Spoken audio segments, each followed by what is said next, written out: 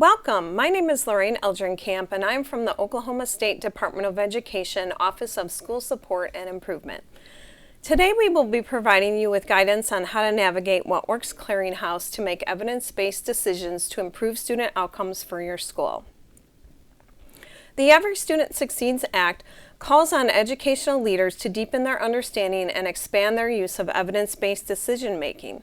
ESSA also requires that school improvement efforts be rooted in evidence-based practices, strategies, activities, or programs, collectively known as interventions.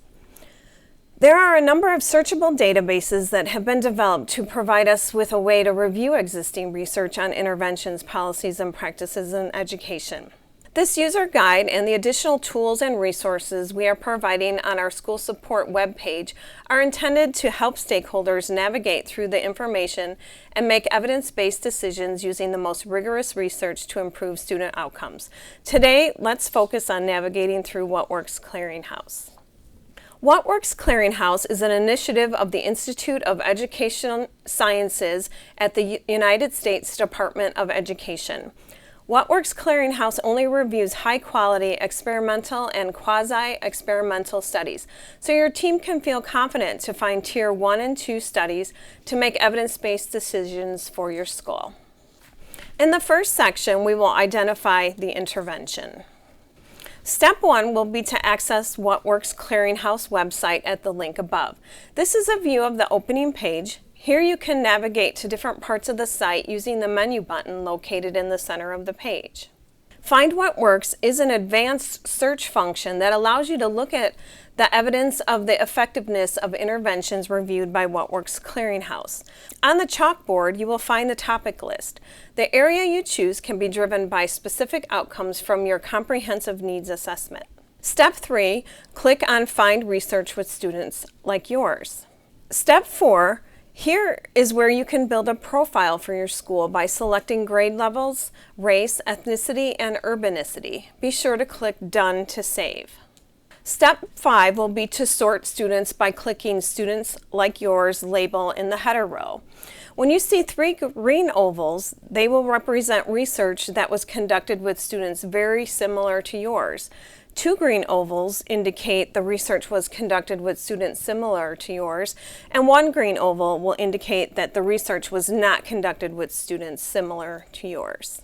Step 6, review the results to select an intervention. Use the guidelines below to determine if the intervention meets ESSA evidence criteria for level 1, 2, or 4. You will not find level 3 evidence on What Works Clearinghouse.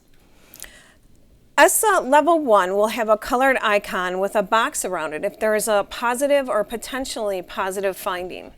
In this example, you see a symbol for literacy as a book. You will also see 3 green ovals that represent the research was conducted with students very similar to yours.